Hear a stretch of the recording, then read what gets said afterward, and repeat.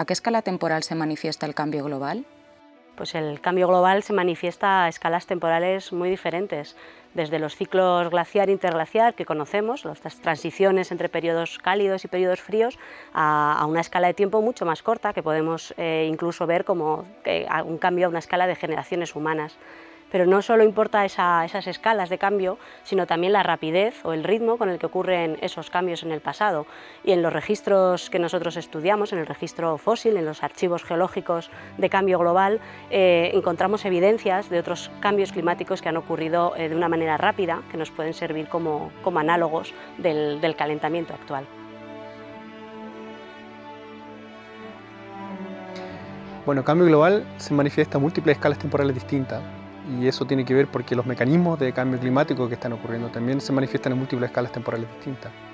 Entonces tienes respuestas que son tanto de un año para otro, que tienen que ver, por ejemplo, con variabilidad climática. Ya vemos la potenciación que existe entre el Niño y el cambio climático y el calentamiento actual del Océano Pacífico. Y otro tienes ejemplos de escalas más largas, donde, por ejemplo, a escalas de centenios o de centurias, donde efectivamente ves desplazamiento en el límite arbóreo, por ejemplo, de ciertos árboles producto de aumento de temperatura.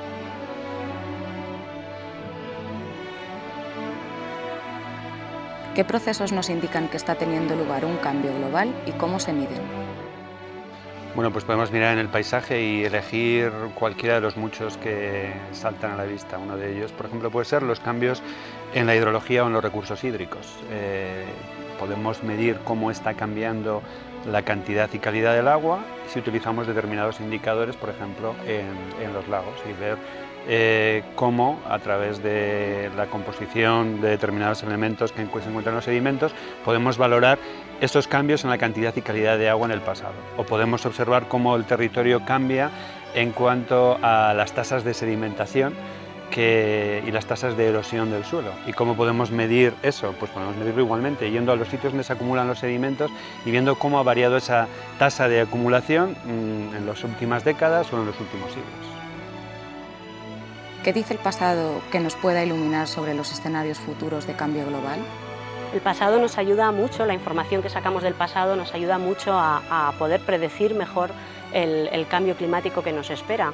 No podemos basar todo nuestro conocimiento en series temporales de solo 100, 150 años, que es donde tenemos un registro de temperaturas, un registro observacional. Para entender realmente el sistema climático, entender cómo interacciona los diferentes subsistemas, cuáles son los mecanismos que conectan unos con otros, necesitamos realmente series más largas de tiempo, necesitamos conocer mejor esos procesos, cómo han cambiado en el tiempo, y eso es lo que conseguimos gracias al registro del pasado. ¿Qué información nos dan las series temporales largas, como las dinámicas poblacionales o la demografía de ciertas especies? Sí, hoy en día disponemos de una gran cantidad de datos, bases de datos que se remontan a décadas, y podemos decir que el pasado puede ayudarnos a explicar el futuro.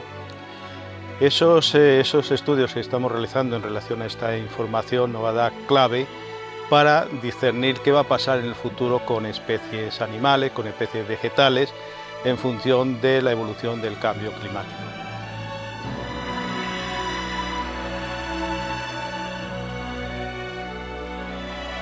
Las series temporales largas son fundamentales para entender realmente la dinámica de muchas poblaciones y demografía.